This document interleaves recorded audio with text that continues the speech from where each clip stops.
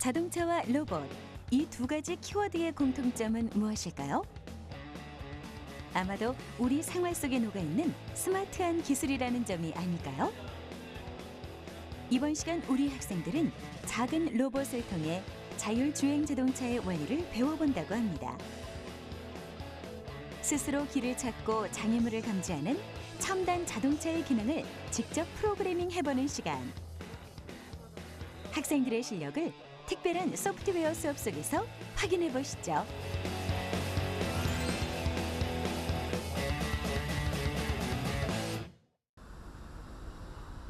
이번 시간에 찾아온 곳은 서울시 동대문구에 위치한 대광고등학교인데요. 오늘의 주인공 2학년 8반 학생들이 한자리에 모였습니다. 소프트웨어 수업에 대한 기대감으로 한껏 눈빛을 반짝이는 35명의 남학생들. 새로운 지식을 흡수할 준비가 됐다면 이제 수업을 시작해볼까요?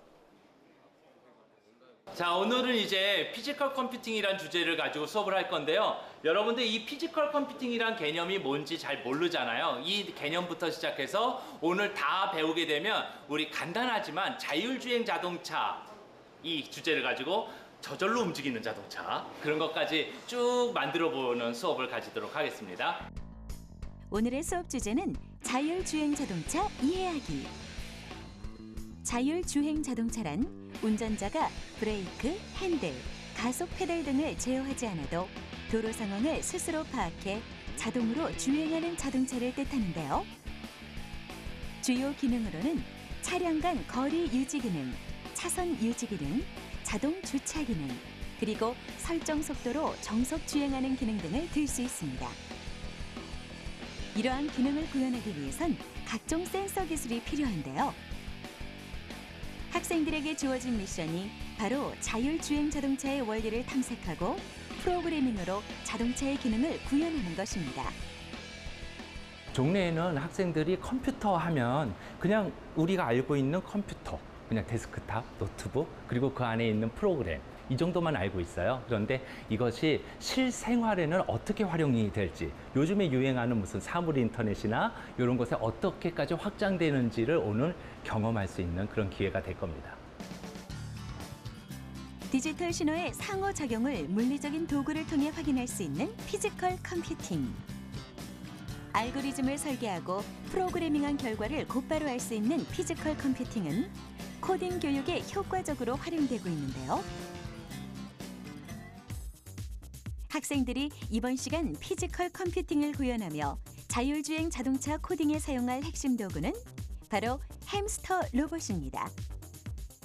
크기가 작고 정면에서 바라본 모습이 마치 햄스터와 같다고 해서 이름 붙여진 햄스터 로봇은 근접 센서와 조도 센서, 그리고 적외선 센서가 탑재된 주행 로봇인데요.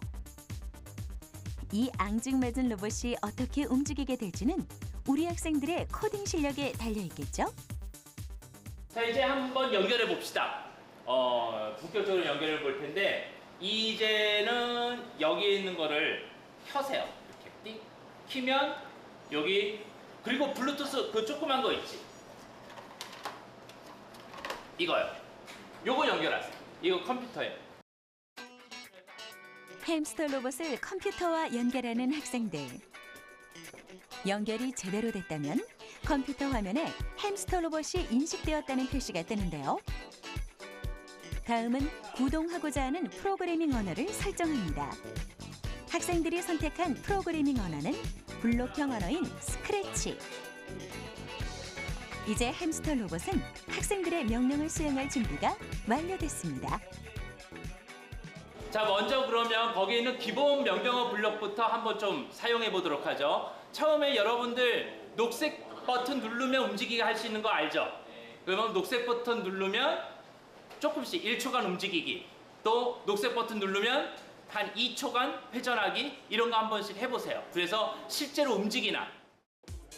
본격적인 시합에 들어가기 전에 준비 운동이 필요하듯 학생들은 햄스터 로봇이 코드 명령을 제대로 수행하는지 확인하기 위해 여러 가지 기본 동작을 테스트해 보는데요. 앞으로 가기, 뒤로 가기, 그리고 회전하기 등 기본 명령을 코딩하는 학생들도 이를 충실히 수행하는 햄스터 로봇도 자율주행 자동차 구현이라는 미션을 향해 조금씩 나아갑니다. 자, 이제는 앞에 있는 근접 센서를 활용해서 손바닥하고 몸과 관련된 동작을 하도록 만드는 거를 해볼게요. 자, 순서대로 할 건데요. 일단 첫 번째 거 먼저 합시다. 가요. 얘는 무조건 갑니다. 쭉 가다가 앞에 손바닥을 만나면 아니면 다른 어떤 장애물을 만나면 얘가 그 자리에서 딱 쓰고 끝납니다. 그 다음에 손바닥을 쳐도 치워도 움직임이 없어요. 자, 이런 거 먼저 만드세요. 1단계. 요게 되면 그 다음 단계로 넘어갈게요. 자율주행 자동차 구현을 위한 첫 번째 미션이 주어졌습니다. 주행하는 로봇이 손바닥을 인식하고 멈추도록 코딩해야 하는데요. 어떤 명령어가 필요할지 머리를 맞대며 블록을 연결하는 학생들. 과연 햄스터 로봇이 손바닥을 인식할까요? 이쪽 센서가 어디 있는 거야? 앞쪽에 있는 거 맞잖아. 왜 안 될까요? 1차 시도는 실패로 끝이 났는데요. 햄스터 로봇에 탑재된 근접 센서가 고장이 난 건 아닐 테고 오류의 원인은 분명 코드 속에 있겠죠? 코드의 내용 속에는 센서의 일정 범위 안에 장애물이 들어오면 그것을 인식하고 로봇이 주행을 완전히 멈추도록 하는 명령이 순차와 조건, 반복에 따라 구성돼야 하는데요. 계속해서 스크립트를 수정하며 로봇을 구동시켜보는 것밖에 방법이 없습니다. 그런데 이때 장애물 앞에서 멈춰선 로봇 발견. 문제를 어떻게 풀어낸 걸까요? 적외선 센서를 활성화시켜서 그 손 찾음이라는 명령어를 넣어가지고 앞으로 일주일 동안 그때까지 앞으로 일주일 동안 이동하기로 해가지고 그 손을 찾게 된다면 아니면 물건 같은 걸 찾게 된다면 정지하기를 넣어가지고 정지하게 만든 거고 제가 봤을 때 왼쪽 사이드나 그 오른쪽 사이드에 있는 물건은 왼쪽 근접 센서나 오른쪽 근접 센서를 이용해서 하면 더 많이 발전될 것 같아요. 자, 조금 전에는 우리가 자동차가 쭉 가다가 벽을 만나면 탁 서요. 안전하지만 이제 시동이 안 걸리기 때문에 문제가 생기죠. 그래서 이번에는 다르게 갑니다. 손을 감지한 후에 손과 일정한 간격을 유지하면서 움직인다. 뭐냐 하면 자동차가 움직여요. 움직이다가 벽을 만나요. 아니면 앞에 자동차를 만나요. 앞에 자동차를 만나면 이 자동차 앞으로 안 가고 있으면 멈춰요. 근데 이 자동차가 갑자기 후진을 하네? 그러면 부딪히잖아. 근데 지금 우리가 만드는 거는 따라서 간격을 유지하면서 후진합니다. 앞에 자동차가 가면 우리도 가요. 자, 이렇게 만들어 보세요. 자율주행 자동차 구현을 위한 두 번째 미션이 주어졌습니다. 주행 중 앞차와 만났을 때 일정 간격을 유지하며 주행하기. 한 단계 높아진 난이도만큼 학생들도 집중력을 높여야 미션을 완수할 수 있을 것 같은데요. 스스로 문제점을 찾는 것이 원칙이지만 필요하다면 선생님의 팁 정보를 얻는 것도 좋습니다. 지금 보면 왼쪽 센서랑 오른쪽 센서가 사실 차이가 없지. 뭘로 감지를 해도 되지. 이건 없어도 되지 않을까? 그렇지. 그래도 될거 해봐. 선생님의 도움을 받기도 하고 친구와 의견도 조율하지만 코딩의 세계에선 한 개의 정답은 없습니다. 그만큼 학생들은 꽤 다양한 방법으로 문제를 풀어나갈 수 있는데요. 역시 얼마 지나지 않아 자신만의 방법으로 미션을 해결한 학생들. 자율주행 프로그램에 감을 잡은 것 같은데요. 이제 다음 단계로 넘어가 볼까요? 지금 이제 여러분들이 자율주행 자동차는 기초적인 걸 만들었어요. 그렇죠? 이번에는 좀 다른 걸 해봅시다. 완전 자율은 아니고요. 이제는 원격지에서 조종이 되는 자동차를 이제는 만들어보자라는 거죠. 자, 키보드를 가지고 우리 화살표 키를 이용해서 마음대로 움직이는 자동차. 원격에서 스마트폰으로 내 자동차 내 자리로 와라. 주차장에 있네? 어떻게 연결하면 되게 편할 수도 있겠죠. 자, 그런 것들을 한번 만들어 보도록 하죠. 이번 미션은 원격으로 햄스터 로봇 조종하기. 마치 영화에 나오는 장면처럼 멀리서도 자동차를 자유롭게 제어하는 원격 조종 기능을 구현해 보려고 하는데요. 학생들은 키보드 방향키를 사용해 로봇을 제어할 수 있도록 프로그래밍을 시작합니다. 가속도를 넣은 건. 가속도? 가속도를 넣으면 이게 저기요. 그러면 바꾸기를 넣어야 되나? 방향키의 개수만큼 로봇의 제어 기능이 주어질 텐데요. 어떤 방향키에 어떤 명령을 연결할지는 학생들의 생각에 달려 있습니다. 코딩을 마친 친구들은 바로 테스트를 해보는데요. 앞으로 전진, 뒤로 후진, 장애물은 피하고 매끄럽게 회전하기 등 방향키를 만지는 손가락에 맞춰 재빨리 움직이는 햄스터 로봇. 이 모든만의 노하우는 무엇일지 궁금한데요. 저희 조는 바꾸기를 넣어서 처음엔 느리게 가면 재미가 없으니까 좀 더 빨리 스릴감을 느끼기 위해서 그렇게 바꾸기를 넣게 됐어요. 실제 자동차가 원격으로 조종될 때 어떤 명령과 시스템이 구축돼야 하는지 작은 로봇을 통해 느낄 수 있는 시간. 자율주행 자동차의 기능을 하나씩 구현해낼수록 학생들의 프로그래밍 손길에 가속도가 붙는데요. 이쯤 되니 다음 미션이 궁금해집니다. 자, 이번에는 우리가 라인 트레이서라는 걸 한번 만들어 볼 거예요. 라인 트레이서라는 거는 흔히 로봇들 가지고 만들 때 굉장히 많이 하는 작업 중에 하나예요. 그리고 가지고 있는 매직펜으로 라인을 그려주고 그 라인을 잘 쫓아가게끔 한번 여러분들이 프로그램을 만들어 보세요. 자율주행 자동차 구현을 위한 로봇 제어 미션. 이번에는 또 다른 기능을 익혀보겠습니다. 바로 라인 트레이서 코딩하기인데요. 학생들은 로봇에 장착된 바닥 센서를 활용해 로봇이 라인을 따라 지그재그 형태로 주행할 수 있도록 알고리즘을 설계해야 합니다. 선생님 이거 파란색이 아직 없는데 검은색하고 하얀색밖에 없는데.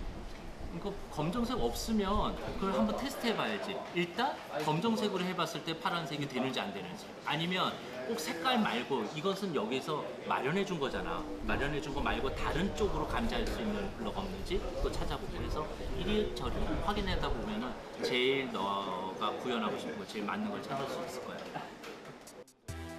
햄스터 로봇은 적외선을 쏘아 반사된 빛의 값을 통해 선의 명암을 감지할 수 있습니다. 같은 명암의 값을 인식할 때는 직진을, 수치가 달라질 때는 양쪽 바퀴의 속도와 기준값을 설정해 좌우 방향을 바꿀 수 있는데요. 뭔가 뜻대로 되지 않는지 한 학생의 표정이 심상치 않습니다. 이게 그 파란색이 이거 하얀색이랑 너무 차이가 안 나서 안 가는데 여기서 이제 밖에 나가기만 하면 이렇게 얘랑 차이가 많이 나서 이렇게 돌아버리거든요. 오케이. 잠깐 보자. 그러면은 여기 근접 센서 한번 확인해 보면 되잖아. 바닥 센서. 네. 이거 멈춰봐. 이렇게 자 보면 지금 여기 100이고 80. 네. 한 20 정도 차이 나네. 그치? 네. 근데 그 20 정도면 차이를 별로 인식 못할 수 있으니까 그러면 잠깐 파란색 이러니까 검정색 한번 찾아볼까? 검정색 보면 검정색 보면 근접 센서 여기 지금 몇이야? 하얀색은 100이고 네. 검정색 몇 나오니? 28이에요. 그러네. 파란색은 한 20점 정도밖에 차이가 안 나는데 얘는 차이 많이 나지. 검정색 사용하는 게 훨씬 좋겠다. 검정색 사용하면서 이거는 지금 보니까 무조건 50 이하로 떨어지잖아. 네, 50 그러니까 한 50 정도를 기준점으로 삼으면 네. 쉽게 할 수 있겠지? 로봇의 기계적 요소나 센서의 활용 등 장치의 구동 조건을 재빨리 파악하는 것도 프로그래밍 실력에 포함되는데요.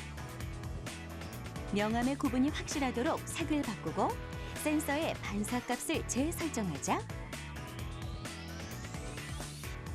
라인을 따라 주행하는 햄스터 로봇.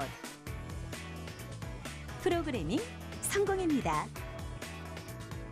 좀 센서의 문제이기도 하지만 그 센서 값이 너무 미미해서 좀 생각이 좀 많이 했던 것 같아요.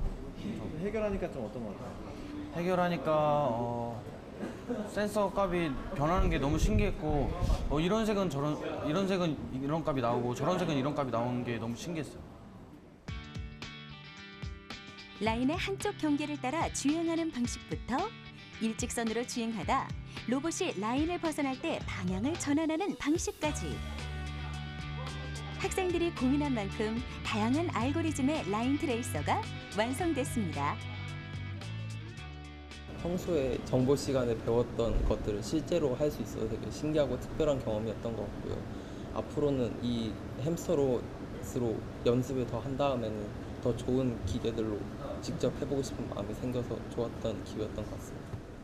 우리가 자율주행 자동차라는 걸 한번 만들어 보려고 한 거잖아. 그래서 거기에 대한 아주 기초적인 움직임을 지금 부분했어요. 이제는 여러분들이 이거를 한번 통으로 만들어서 시뮬레이션 이렇게 한번 해보자 이라는 거죠. 앞에 이미 미로를 좀 만들어 놓은 게 있어요. 미로를 만들어 놓은 게 있어서 우리 팀만의 어떤 모드를 가지고 출구를 찾아가는지를 해서 성공하는 게 오늘의 미션입니다. 그래서 조별로 한번 대항을 하듯이 시행해 보도록 하겠습니다.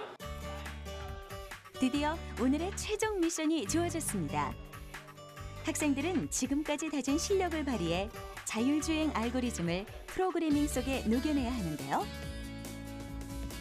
아이디어를 모을수록 선명해지는 모든만의 특별한 전략, 살짝 들어볼까요? 왼쪽 근접 센서랑 오른쪽 센서 근접 센서를 이용해서 만약에 왼쪽 근접 센서랑 오른쪽 근접 센서랑 차이가 있잖아. 그러니까 왼쪽 근접 센서가 더 크면 이렇게 일 거 아니야, 이쪽으로. 그러니까 이거 두 개를 합쳐서 하나로? 하나로. 미로 탈출에 최적화된 프로그램을 완성해 나가는 학생들. 4명의 아이디어를 하나로 모으니 효과는 그 이상이 될 것입니다.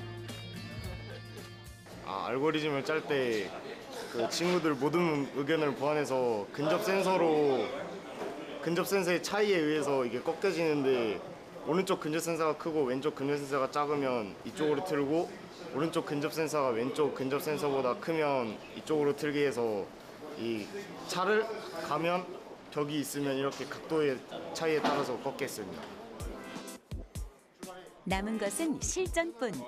학생들의 햄스터 로봇이 미로 탈출에 성공할 수 있을지 한번 지켜보겠습니다. 장애물을 감지하고 자유자재로 방향을 바꾸는 로봇. 학생들도 기대에 찬 모습인데요. 과연 결과는?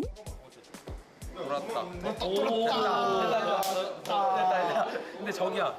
자, 여러분들 지금 미로 여기 찾는 거 보니까 많은 조가 이제 성공을 했어요. 선생님이 이제 알고리즘을 쭉 확인해 보니까 조금 다르게 짠 팀들도 있고요. 약간씩 비슷비슷하게 한 팀들도 있는데 그중에 대표적으로 조금 달라 보이는 알고리즘으로 구현한 조 발표 조금 듣고 그리고 이제 이 내용을 마무리하도록 하죠. 자, 그러면은 첫 번째 조부터 한번 발표 들어볼까요? 먼저 그러면은 태훈이네 이쪽 조부터 들어보도록 하죠.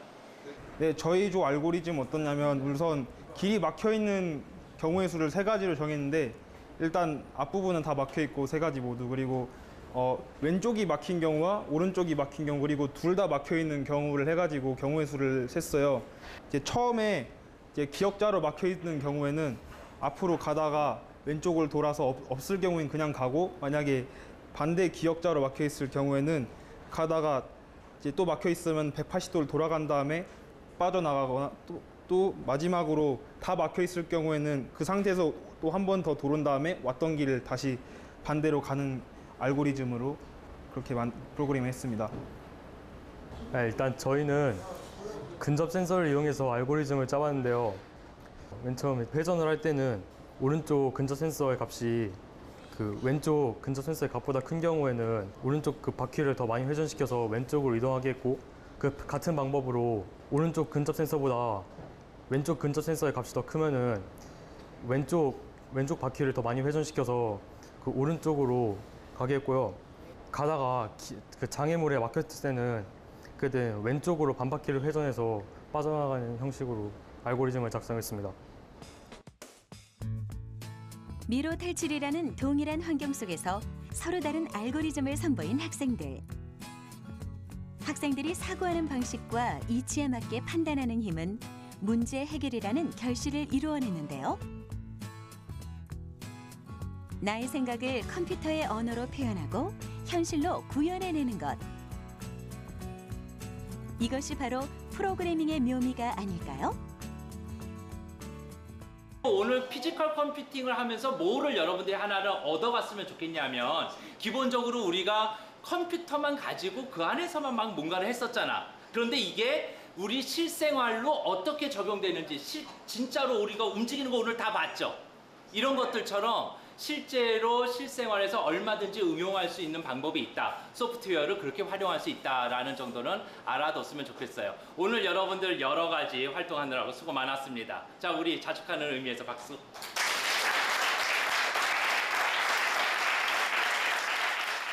요즘 교통사고가 많이 일어나고 있잖아요. 그래가지고 이런 것처럼 사람들의 손으로 직접 움직이지 않아도 알아서 움직이는 자동차가 개발되었으면 좋겠습니다. 저 전공을 소프트웨어 쪽으로 생각하고 있어서 이런 수업을 하는 게 되게 흥미로웠고 재미있었던 것 같습니다.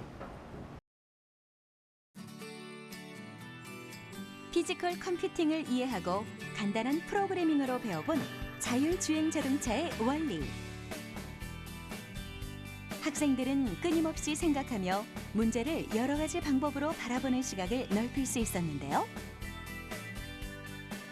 소프트웨어 수업이 주는 이러한 효과는 우리 학생들의 컴퓨팅적 사고력을 키우는 숨은 비결이 될 것입니다.